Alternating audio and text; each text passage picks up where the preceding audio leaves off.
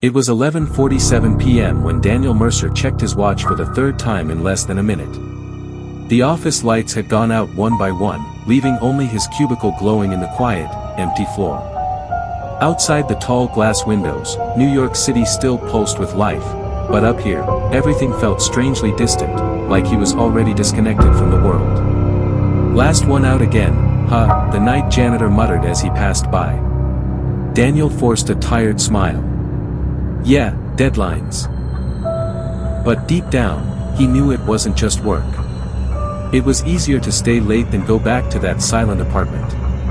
By 11:58 p.m., he finally packed up and stepped into the elevator. As the doors slid shut, he caught his reflection, pale, exhausted, and for a brief second, it looked like someone was standing behind him. He turned instantly. Nothing. Just his own breathing echoing in the metal box. "Get a grip," he whispered. The streets were colder than usual. A strange stillness hung in the air as Daniel hurried down toward the subway entrance. The city noise faded as he descended the stairs, replaced by the familiar rumble of distant trains and the flickering hum of fluorescent lights. The platform was almost empty. A woman stood at the far end, her back turned. A man sat slumped on a bench, unmoving. And the overhead display flickered erratically, switching between times that didn't make sense. 12:07 a.m. 12:07 a.m. 12:07 a.m. Daniel frowned. "That's weird." He pulled out his phone, no signal. Of course. He sighed and leaned against a pillar, waiting. That's when he heard it. A faint whisper. "Don't." He froze. The sound seemed to come from the tunnel itself. "Get on." Daniel stepped closer to the edge of the platform, peering into the darkness. Nothing but blackness stretching endlessly forward. "Hello?" he called out. No response. Just silence. And then, a distant light appeared. The train. The headlights flickered unnaturally as the train approached, slower than usual, almost hesitant. The screech of metal against tracks echoed louder than it should have, making Daniel wince. Something felt off. Very off. The train finally came to a stop, the doors sliding open with a long, tired hiss.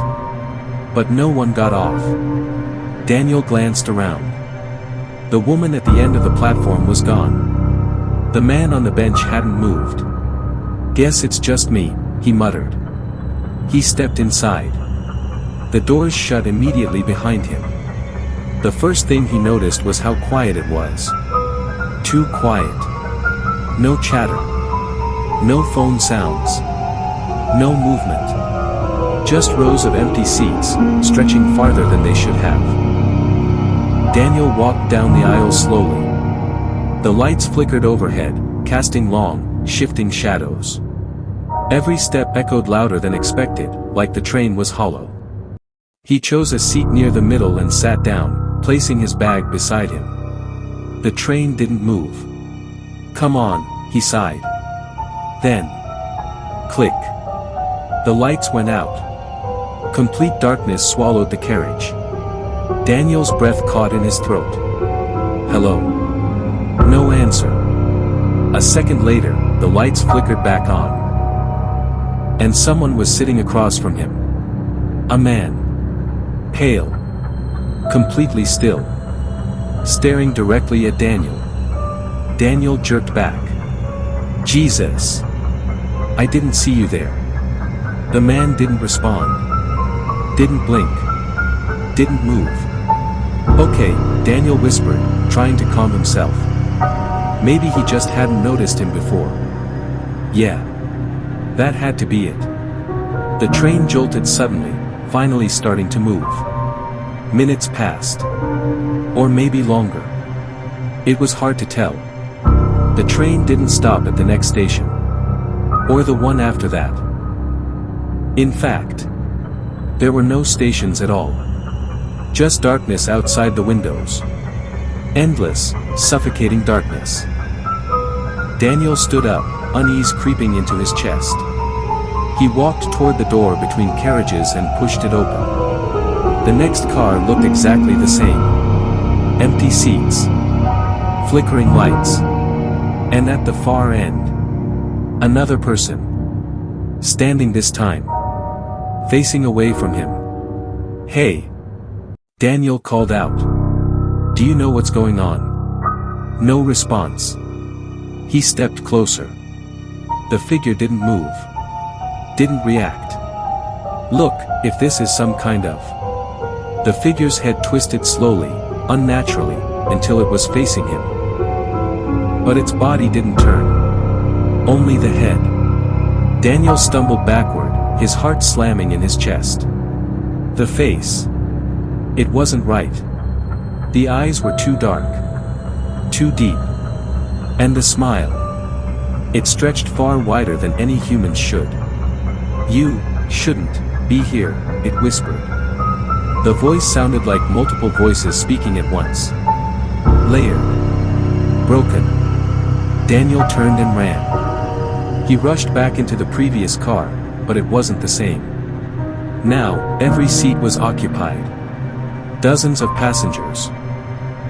All sitting perfectly still. All staring straight ahead. Daniel's breath came in short bursts. No, no, no, no. He backed away slowly. Then one of them moved. A woman. Her head turned toward him with a sharp, unnatural snap. Then another. And another. Soon. Every single passenger was looking at him. Smiling. The same impossible smile. "You got on," they whispered in unison. Daniel screamed and ran through the next door. Car after car. Each one worse than the last. Some filled with shadowy figures.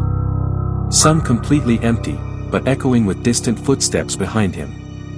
Some where the lights didn't turn on at all. And in every reflection, he saw something standing behind him. Getting closer. Closer. Finally, he collapsed into a seat, gasping for breath. "This isn't real, this isn't real." The train slowed. Hope sparked in his chest. A station. Finally. The doors opened. Bright light flooded in. Daniel didn't hesitate, he ran out onto the platform. Fresh air. Silence. Relief. "I made it," he whispered. But as he looked around, something was wrong. The station signs were blank. The walls were cracked, decaying, like they hadn't been maintained in decades. And the clock on the wall. 12:07 a.m. Daniel's blood ran cold. No. Behind him. The train doors slammed shut. He turned just in time to see the windows fill with faces. All those passengers. Pressing against the glass. Watching him. Smiling. The train began to move again.